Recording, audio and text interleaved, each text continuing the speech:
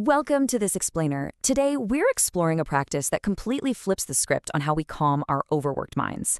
Have you ever sat down to meditate and just ended up totally frustrated by the sheer mental effort it takes to try and force your brain to focus on your breath or clear your thoughts? Well, if that sounds familiar, you are absolutely in the right place. Today, we're looking at a practice called Mahamudra prayer meditation, and it focuses entirely on gratitude, surrender, and just pure receptive awareness. It sounds a bit crazy, right? The idea that the absolute deepest meditation requires zero concentration. It's a complete paradigm shift from what we usually think of as meditating. Because today, we're learning about an approach where doing less and simply opening up our physical posture actually helps us achieve profound emotional healing. Think about it. By adopting a physically vulnerable posture, like standing with our arms raised and our chest exposed, we are biologically and psychologically signaling pure safety to our nervous system. This literally forces the mind to drop its defensive armor. Rather than asking for anything or intensely concentrating on a specific object, this practice invites you to simply make yourself available to whatever is already there. Here is our roadmap for today. 1. The power of receptivity. 2. Why this practice works. 3. How to practice Mahamudra. 4. Navigating common challenges. And 5. Taking it into daily life. Let's get right into it. Section 1. The power of receptivity. Letting go of control. You know, for so many of us, our absolute default mode is defense. We're just constantly trying to manage our environment, manage our stress, and manage our emotions. So the crucial takeaway here is that this practice is way less about doing and entirely about allowing. The term Mahamudra actually translates to a great gesture or a great attitude of openness. In this practice, you're using a physical posture, specifically raising your arms upward to symbolize that you are welcoming and trusting life. By adopting this physical stance, you are actively encouraging a silent inner attitude of receptivity. You're finally relaxing that incredibly tight grip of mental control and just opening your heart.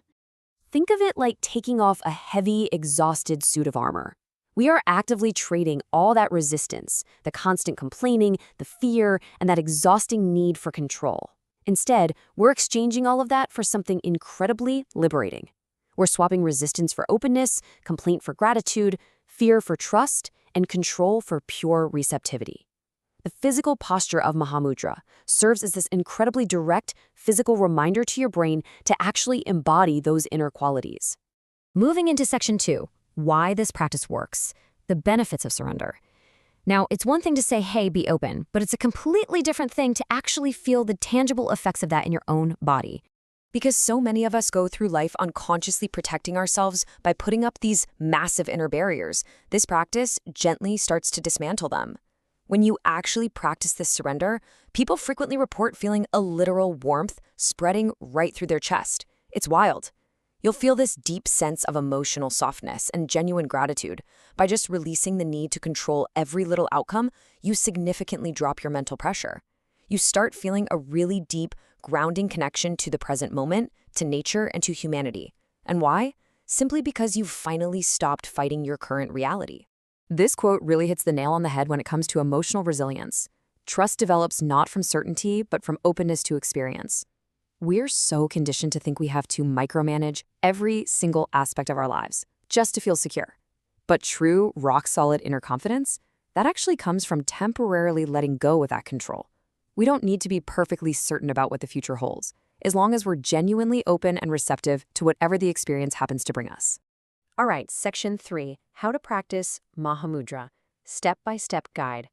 Let's get highly practical now and look at exactly how you can perform this beautiful gesture of surrendering yourself.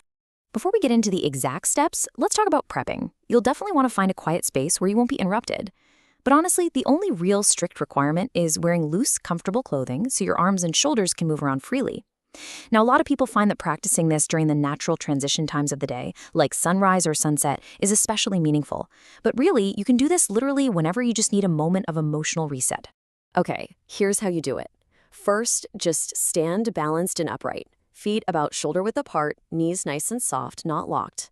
Take a deep, natural breath and consciously melt all that tension away from your jaw, your neck, and your shoulders. Next, slowly float both of your arms up toward the sky. Your palms can face upward or forward, whatever feels most natural to you. Just make sure your arms are relaxed, not stiff or rigid. Allow your chest to open naturally without forcing the posture.